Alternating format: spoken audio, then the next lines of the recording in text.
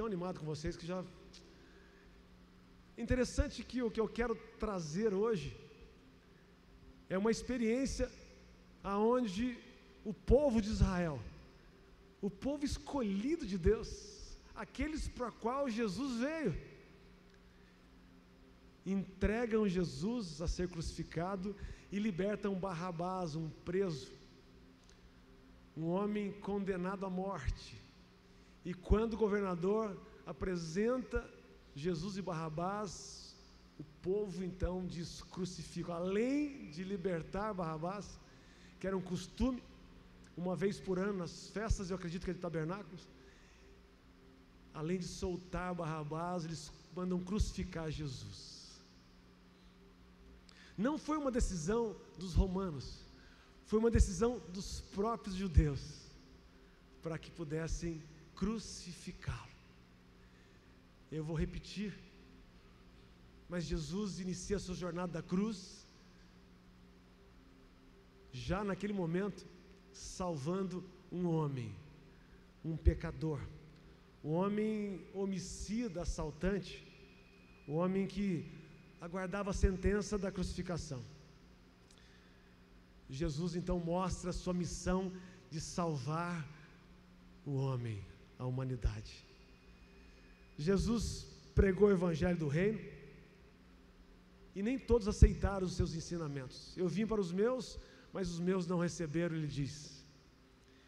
E como até hoje, né, gente? Até hoje tem sido anunciado o evangelho do reino de Deus, e muitos ainda não aceitaram, muitos ainda rejeitam. E nós que estamos aqui hoje, reunidos, que você possa aceitar a palavra do reino de Deus, porque Ele nos amou incondicionalmente, quando nós cantamos há pouco. E saiba você que está aqui convidado por alguém, essa pessoa que te convidou, que te mandou uma mensagem, que falou contigo, ama muito a sua vida. Pensa que talvez você tenha sentido um pouco mal amado por aí fora, ou por alguém, eu não estou sendo valorizado, não estou sendo amado. Quem te convidou insistentemente para estar aqui, ama muito a sua vida. Você é amado dessa pessoa, e além disso, muito amado de Deus. Querido, a mesma multidão que foi curada e liberta, crucificaram Jesus. Em Mateus, no capítulo 18, versículo 11, diz: o Filho de Deus veio salvar o que estava perdido. Jesus veio salvar o que estava perdido. Jesus veio com um propósito, e um propósito eterno. Nós somos imediatistas, nós queremos as coisas para ontem, fast food, né? Mas as coisas de Deus, elas são eternas, não são temporais. E Jesus implantou algo eterno e não temporal. Mas pergunta é, eu pensando e avaliando, quero fazer você pensar: como viveu o Barrabás depois da liberdade que ele conquistou através de Jesus? Como será que viveu o Barrabás? Você consegue imaginar, hein, Rainer? Como deve ter vivido Barrabás? Penso eu, ele pode ter ficado surpreso, acredito, né? Surpreendido com aquilo que aconteceu. Talvez ter dito: é sorte, tive uma sorte danada. Enfim, vamos continuar lutando contra aquilo que eu acredito. Ele pode ter feito isso. Um outro ponto, ele pode ter continuado a ser uma pessoa cruel, uma pessoa má, como assim ele foi condenado. E disseram talvez para os seus amigos: olha aí, arrumaram um laranja para mim, está tudo certo, bora para frente, a banda continua. Talvez tenha acontecido isso, mas talvez Barrabás poderia ter dito: puxa, eu estou livre, aquele homem recebeu a minha condenação, aquele homem está aí sendo crucificado no meu lugar, aquele homem está pagando um preço que é meu. Eu preciso conhecer um pouco mais desse homem. Eu preciso entender qual que é o projeto desse homem. Eu preciso entender por que isso. Eu preciso compreender a razão de tudo isso e morrer no meu lugar. Quem sabe ele poderia ter acompanhado o momento de Jesus na crucificação. E ali, quando Jesus fala com João, talvez ele pudesse ter se aproximado de João e dizer: escuta, você é discípulo dele? Cara, eu quero andar com você. Eu quero conhecer mais quem é Jesus. Ou talvez ele tenha desistido e seguido a sua vida da maneira como ele já vivia. Queridos, o que eu quero dizer com tudo isso? Que nós precisamos entender que Jesus Cristo, Deus que se fez homem, Ele morreu no seu e no meu lugar. A condenação é nossa. Em Romanos, no capítulo 5, inicia-se o texto dizendo: portanto, assim como por um só homem entrou o pecado no mundo, esse homem é Adão, princípio. E pelo pecado a morte, assim a morte passou a todos os homens, porque todos pecaram. Todos pecaram. Nós temos uma geração adâmica dentro de nós. O pecado está no homem. E nós precisamos vencer o pecado em Cristo Jesus. Porque o pecado nos leva à morte. O pecado nos separa de Deus. A separação do homem está através da transgressão, da rebelião. O pecado é errar o alvo. Isso nos afasta de Deus. Isso nos leva à condenação eterna. Isso é muito simples, mas muito poderoso. Eu preciso que você entenda isso. Eu preciso que você pare um pouquinho para pensar sobre isso. Essa é a minha oração nessa noite. Que você tenha entendimento de que muitas vezes nós estamos crucificando Jesus, estamos soltando Barrabás. Muitas vezes a nossa reação é uma reação exatamente como aconteceu. Qual as nossas escolhas? Escolhemos Jesus ou escolhemos Barrabás?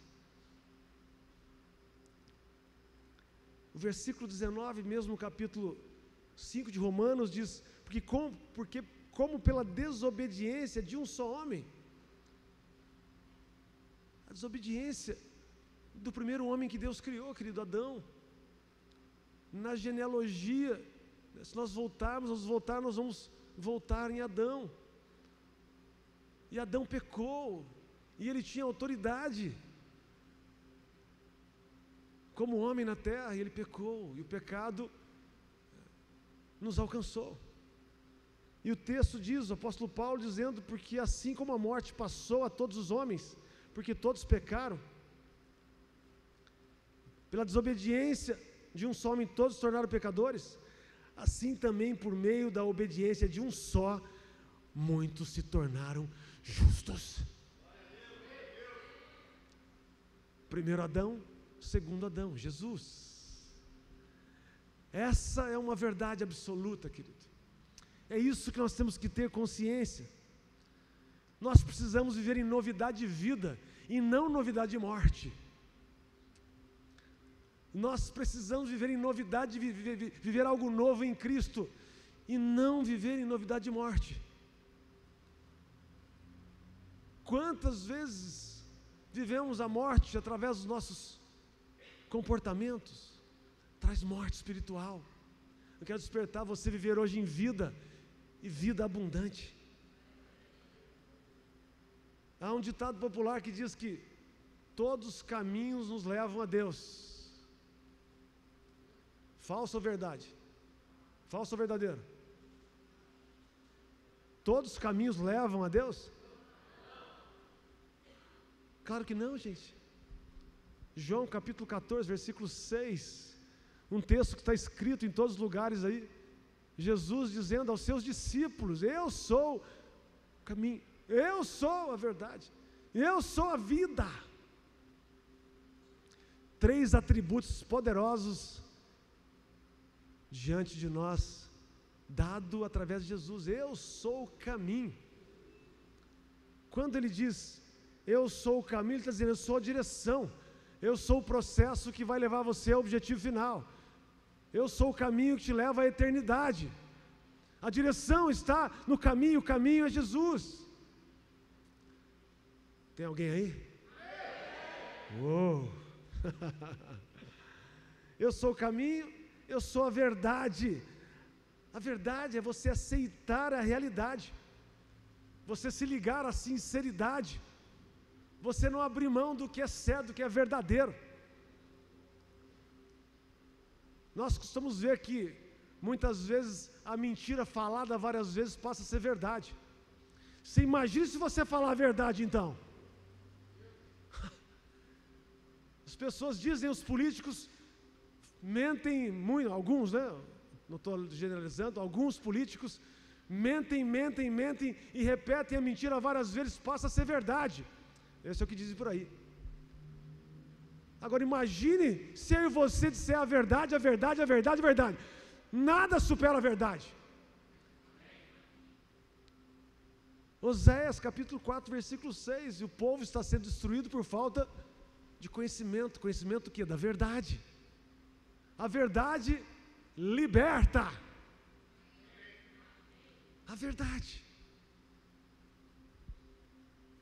Querido, não é por acaso que a Bíblia e que o nome de Jesus é um dos mais procurados na internet. A Bíblia ainda é um dos livros mais vendidos. Não é por acaso. É porque ele estabelece a verdade. A verdade absoluta está em Jesus Cristo. E nós precisamos ter consciência disso. A lealdade, a clareza, a verdade absoluta e inquestionável, que a Bíblia é sagrada, o manual de vida. E a vida, a razão da nossa existência. A razão da nossa existência está na vida, a vida que Deus nos deu. A vida abundante, a vida que dá sentido à criação. Então, que 3 palavras poderosas. Jesus Cristo, ele sintetiza essas 3 palavras, ele traz a responsabilidade, eu sou o caminho, a verdade e a vida, e diz que ninguém vem ao Pai, a não ser por mim. Você pode achar que não está em concordância, mas exatamente o que diz, ninguém vem ao Pai, ou seja, o caminho passa por Jesus.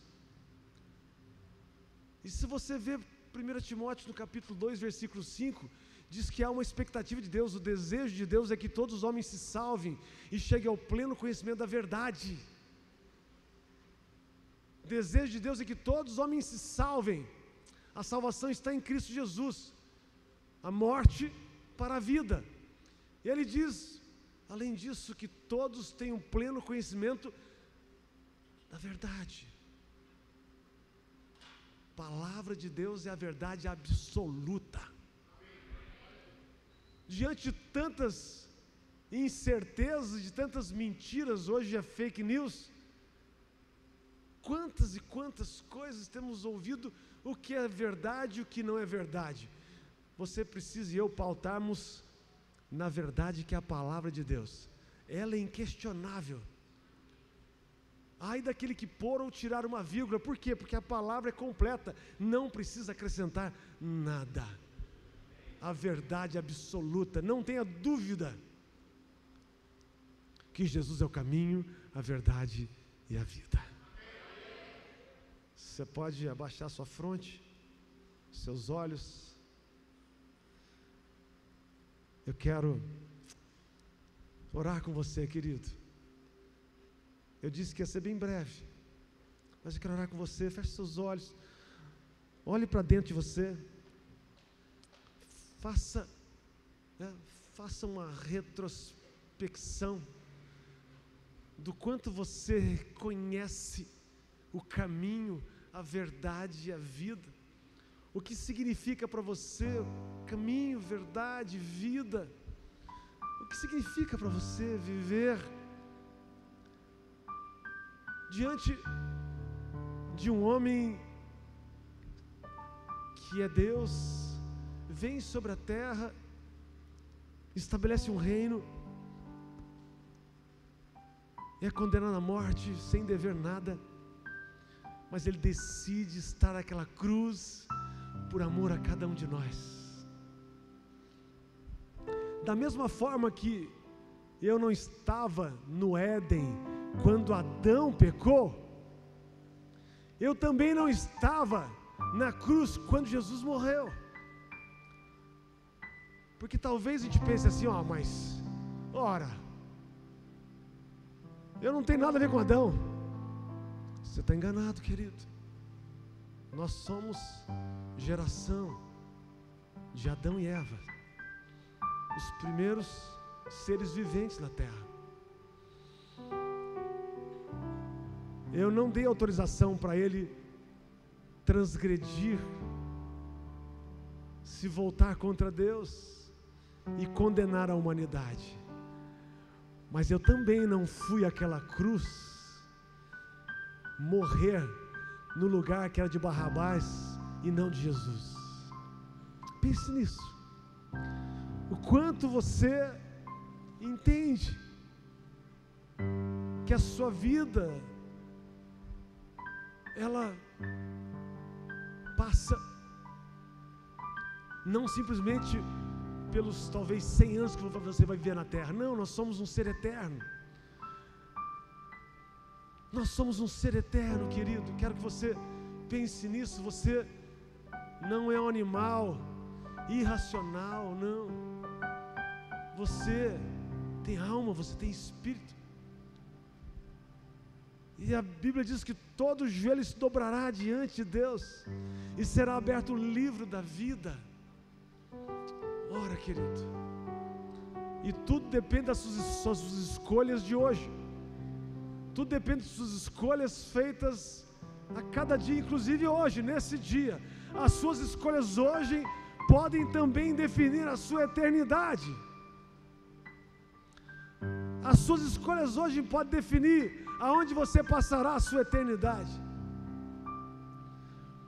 Querendo ou não, nós vamos viver o eterno. E a eternidade nós decidimos aqui, querido, em vida na terra. Eu vou dizer novamente, Jesus é o caminho, querido.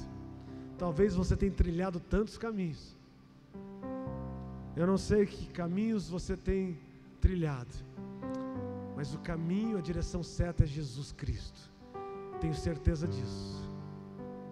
Eu não sei o que você tem dado crédito, o que você ouve, o que é verdade, o que é mentira. Mas uma coisa é certa, Jesus, através da sua palavra, Ele é a verdade inquestionável e nunca vai te enganar. E Ele é a vida. Ele é a vida porque Ele deu a vida dEle em favor da nossa vida, querido. Por isso Ele é a vida. E Ele nos conduz ao Pai. O mesmo texto, seguindo lá em Timóteo, diz que é um único mediador entre Deus e os homens, Jesus Cristo, homem, aquele que veio na terra. Esta é uma verdade inquestionável. Por isso eu quero te convidar hoje a orar comigo. E quem sabe fazer oração que você nunca havia feito, confessando Jesus Cristo como o seu Salvador, o seu Senhor, a ser o seu caminho, a ser a sua verdade, a ser a vida abundante que Ele tem para você. A Bíblia diz que o diabo, o inimigo das nossas vidas, veio matar, roubar e destruir. Não há ninguém que te odeia mais que o inimigo, o diabo, Satanás. Ele veio roubar a sua alegria, destruir os seus sonhos, matar a sua vida espiritual. Mas Jesus diz: eu vim para dar vida e vida abundante. Esta é a vida de Deus que eu quero te apresentar hoje. Eu quero orar com você. Eu gostaria que todos ficassem de pé, por favor. silêncio. Agora é você e Deus, querido. É você e Deus. Você aí que nos assiste, você que nos acompanha nesta hora, aonde você estiver, o tempo que for, se você está diante desse vídeo, é porque Deus tem algo novo para a sua vida. Eu te convido para que você não tire a sua atenção, feche seus olhos aqui na sua casa, onde você estiver. Coloque a mão no seu coração. A sua mão é para abençoar. A sua mão é para te abençoar, aonde você vai sentir pulsar, porque a vida de Deus dentro de você. Eu te convido a repetir comigo essa oração que eu fiz há mais de 30 anos. Quando alguém me apresentou que a salvação não estava na minha religião, não estava na placa da minha denominação, estava em Cristo Jesus, aquele que foi à cruz e morreu no meu lugar, e que não está mais nessa cruz, ele venceu a cruz e vive e reina para sempre. Diga assim comigo, em alta voz, até porque a Bíblia diz que eu devo confessar com a minha boca e crer com o coração. Por isso eu te convido a você fazer a oração mais importante da sua vida. Diga assim: Senhor meu Deus, aquele que me criou e que me formou no ventre da minha mãe, o Senhor que me conhece antes mesmo de eu ter nascido, hoje eu reconheço que Jesus Cristo, o Filho de Deus, o unigênito, veio a este mundo como homem, implantou o reino de Deus, estabeleceu o reino na terra, viveu o amor de Deus, estabeleceu o caminho, estabeleceu a verdade, estabeleceu a vida. Eu quero hoje reconhecer que o seu grande amor foi levado e foi cravado naquela cruz. O meu pecado, o pecado da humanidade, estava sobre nós, e Ele tomou sobre Ele, e aquela cruz, Ele se entregou por amor à minha vida. Ele me amou primeiro, Ele se entregou por mim, antes mesmo de eu ter nascido, Ele me amou. Hoje, em sã consciência, eu reconheço a palavra de Deus, e eu confesso com os meus lábios, Jesus Cristo, o meu único e suficiente libertador, Salvador e Senhor da minha vida, declarando, renunciando toda aliança com outros deuses, consciente ou inconsciente. Eu quebro agora toda legalidade espiritual e emocional malditas na minha vida, através do poder do sangue de Jesus.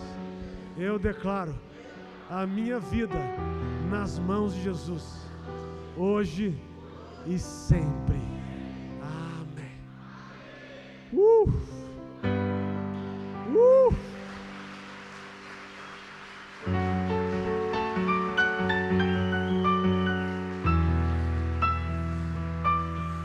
Eu quero que você mantenha onde você está, querido. Que você continue com seus olhos fechados. Você que tem dificuldade de fechar os olhos, olhe para os seus pés, seus lindos pés. Mas eu queria que você não perdesse esse ambiente. Esse ambiente. Nós vamos encerrar esse momento, mas eu preciso te dizer algo mais. Eu preciso que você possa abrir o seu entendimento diante da verdade. Você acabou de abrir a sua boca e confessar a Cristo. Isso quer dizer que você deixa de ser só criatura, imagem e semelhança de Deus, e passa a ser filho. E filho tem direito à herança. Herança! E você tem o direito, inclusive, de que os anjos do Senhor estejam guardando a sua vida. E você não estará mais sozinho, como você muitas vezes tem sentido. O Espírito Santo vai estar com você.